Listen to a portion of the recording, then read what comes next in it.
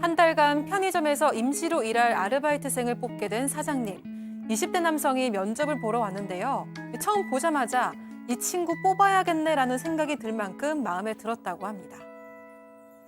인상 진짜 순하게 생겼어요. 제가 뭐 인수인계 할 것도 없이 너무 일을 잘하니까 막 진열이랑 판매도 잘하고 컴퓨터도 잘 만지고 물건 들어오면 건품 같은 것도 진짜 꼼꼼하게 다 잘하고 그래요. 엄청 일 잘하는 척 잘해요. 계산부터 진열까지 막힘없이 척척 해내는 모습을 보고 편의점을 맡겼는데요. 그러던 어느 날 본사에서 현금 매출이 기하급수적으로 늘었으니 한번 확인해보라는 연락을 받았습니다. 사장님은 부랴부랴 신고를 하고 편의점으로 달려갔는데요. 충격적인 장면을 목격합니다. 과연 무엇이었을까요? 자, 편의점 사장님이 제보를 주셨네요. 네, 그 제보자는 전주에서 편의점을 운영하고 있는데 지난달 초에 같이 일하던 알바생이 갑자기 일을 그만두면서 이 한 달 동안 일을 할 아르바이트생을 좀 급하게 구하게 됐다고 합니다. 이 공고를 올렸더니 20대 남성 한 명이 면접을 보러 왔는데요. 이 군대에 전역했고 지금 복학하기 전까지 일을 하고 싶다 이렇게 얘기를 하더라는 겁니다. 그런데 일단 인상 자체가 너무 착해 보여서 마음에 들었다고 하고 게다가 인수인계 없이 바로 투입할 수 있는 알바생을 찾고 있었는데 이 알바생이 자기 경력직이라고 소개를 하더라는 겁니다. 이미 편의점 아르바이트 여러 번 해본 적이 있다고 소개를 해서 결국 뽑았습니다. 그렇게 지난달 4일부터 근무를 시작했고요. 이 정말로 너무 성실했고 센스 있게 일을 굉장히 잘했다고 합니다. 자, 믿고 맡겼던 경력직 편의점 알바. 그런데 며칠 뒤 본사에서 따르릉 전화 한 통이 걸려옵니다. 네, 그렇습니다. 지금 이제 순하게 생겼고 컴퓨터도 잘하고 그리고 검수도 꼼꼼하게 해서 완전히 신뢰를 갖다가 100% 얻은 이 사람에게 대해서 이 그 점주 같은 경우는 평일 오전 8시에서부터 오후 4시까지 그냥 핵심적인 그런 어떤 그 거의 맡겼다라고 하는 건데요. 근데 이제 이 알바생이 일을 한 지가 바로 한 일주일 정도 지났을 무렵에 본사에서 아니 거기 그 가게에 현금 매출이 갑자기 며칠째 수백만 원씩 발생을 하고 있다. 확인을 하는 게 좋겠다. 이렇게 연락을 받았어요. 예. 그런데 이 사장님 같은 경우는 보통 이 편의점에서 대부분이 손님들이 카드로 결제를 하고 있는데 현금 결제는 그야말로 하루에 한 5, 6만 원 정도밖에 나오지 않는 곳이기 그러겠죠. 때문에 이건 뭔가 이상하다라고 해가지고 바로 이제 신고를 갖다 했고요. 그래서 이제 이게 본사 직원이 그 편의점에 나가서 직접 확인을 해 보겠다라고 얘기를 했습니다. 하루 5, 6만 원씩 현금 매출 나던 게 수백만 원씩 막 달려가셨대요. 그래서 네, 뭔가 하고. 그래서 편의점에 딱 들어가니까 본사 직원이 먼저 와 있었고 본사 직원이 전산으로 내역서를 프린트하고 있었는데 알바생은 옆에 가만히 있습니다. 오. 그래서 이게 무슨 일이냐 이렇게 본사 직원한테 물어보니까 예. 알바생이 범행을 저질렀다고 했는데 범행. 뭐냐면 사실 편의점은 물건 들고 가는 그 절도만 생각을 하잖아요. 예. 근데 이 사람은 중고거래 사이트에 온라인페이 구매를 원하는 사람을 모집하는 글을 올립니다. 그러면은 구매자들이 저 구매를 원하는데요. 그럼 바코드를 받아요. 그럼 바코드에 충전을 시켜줍니다. 예. 그러니까 여기 물건은 하나도 안 없어지는 거예요. 저 바코드에 충전을 시켜주는데 그게 32명한테 50만 원씩 충전해 줬어요. 그리고 이제 본인은 돈을 받죠. 새롭죠. 뭐야 이거. 그리고 바코드로 문화상품권 지금 판매도 바코드 되는데 찍어봐. 또 저렇게 지금 뭐 또 중고거래 사이트에 문화상품권도 팔고 또 거기다 본인 교통카드 찍어야죠. 나도 차 타고 다녀야지. 그리고 본인 예. 교통카드 5천 원 찍고 더 충격적인 건 본사 직원이 도착했을 때 저렇게 느긋하게 범행 중이었다고 합니다. 세상에. CCTV를 돌려보니까 전화 하루만 한 게 아니고요. 예. 지난 7일 기점으로 범행 뭐가 저렇게 11일까지 많죠. 무려 1,830만 원을 빼돌렸습니다. 와, 5일 동안 1,830만 원. 그것도 경찰이 들어왔는데도 불구하고 그 앞에서 저 바코드를 찍고 있었다. 자, 야, 너 그 돈 다 어쨌어? 돌려줘! 했겠죠, 사장님. 이 알바 뭐라고 했을까요? 체크포인트 짚어보죠. 훔쳐서 갚겠다. 이게 무슨 얘기죠?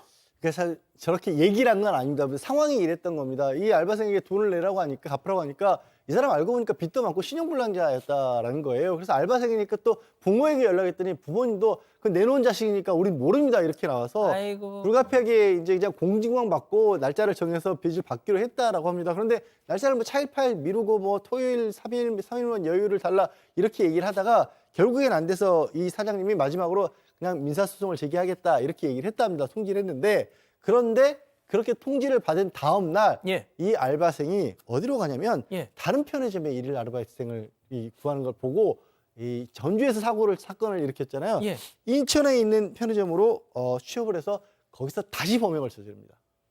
와, 자 그러면 맨 처음 이 피해를 당한 전주의 편의점 사장님 얘기 직접 들어보시죠. 경찰은 먼저 이제 인적사항 따가지고 간 상태였고요. 이제 인적사항을 다 받았으니까 연락해가지고 다음날 공증사무소로 나오라고 거기도 또 순순히 잘 나오더라고요. 그래서 저희는 돈을 진짜 받을 수 있을 줄 알았어요. 그랬더니 공증사고 돈을 주기로 한 날짜에 이제 잠수를 탄 거죠. 그 X이 아마 점에서 범행 저지르고 도박으로 돈 따가지고 저한테 주려고 했던 거 같아요.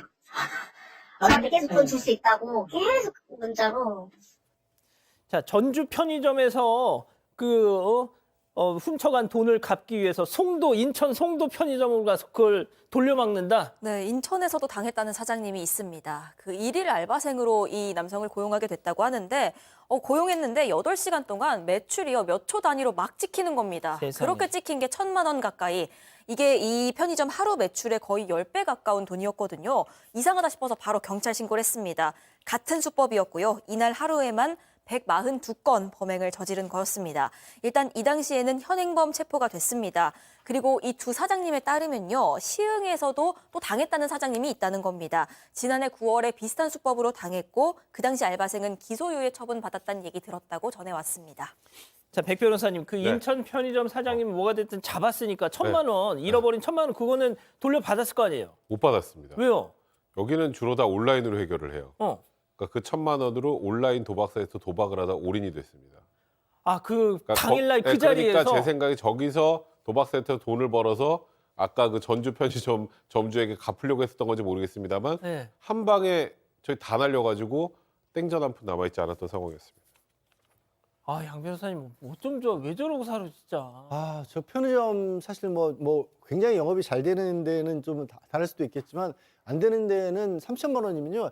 1년 수익이라 3천만 원 남짓 나오는 데들도 많습니다. 물론 두 곳이라고는 하지만 그렇게 3천만 원 피해를 입혔는데 문제가 그러면 이거 어떻게 해결을 해야 되지? 보험 같은 거라도 있을까라고 생각을 하실 수가 있는데 보험을 본사에서 가입을 해놓긴 했답니다. 예. 그런데 절도만 가입을 한 거예요. 이게 무슨 얘기냐면 편의점에 손님들이 와서 이걸 뭐 훔쳐가거나 이런 거 보상할 수 있는 보험만 들어갔기 때문에 지금 이 아르바이트생 같은 경우에는 횡령죄 내지는 컴퓨터 사용 사기 2개로 전주는 횡령, 인천은 컴퓨터 사용 사기거든요. 결국에는 이 점주분들이 본점에 이 돈을 다 갚아야 되는 상황인 거예요. 아이고야. 이게 얼마나 심각한 손해입니까? 게다가 이 사람 지금 민사소송을 한다고 할지라도 신용불량자라고 그랬잖아요. 그렇죠. 예. 뭐 언제 어떻게 돈을 받을 수 있을지 기약 없는 그런 상황이어서 이 점주님들이 복로나라도 해서 다른 데 피해라도 막자 이렇게 한 상황이라고 하십니다. 아, 교수님 지금 들으셨죠?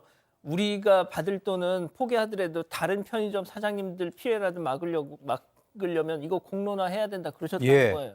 그러니까 이제 어떻게 보면 이제 두 가지 그 측면이 있는데요. 지금 이제 편의점에서 저런 새로운 수법이 있구나라고 보면서 이제 아이디어를 갖다가 또 개발하는 측도 있겠지만 지금 이제 저것을 갖다 그냥 숨겨놓으면은 저런 식으로 전국을 다니면서 지속적인 어떤 범행이 발생될 수 있기 때문에 저 사람이 말이 20대지 저런 신종 수법을 통해 가지고 손에 이미 거금을 지어본 경험이 있기 때문에 상습적으로 범행을 저지르고 있는 현재 진행형입니다. 그리고 이제 굉장히 이 범행의 속도가 빠르고 그리고 이제 거금을 갖다 다룬다는 거. 그리고 이동을 하면서 전국을 갖다가 상대로 한다 하는 그런 것이 이제 범죄 수법인데요.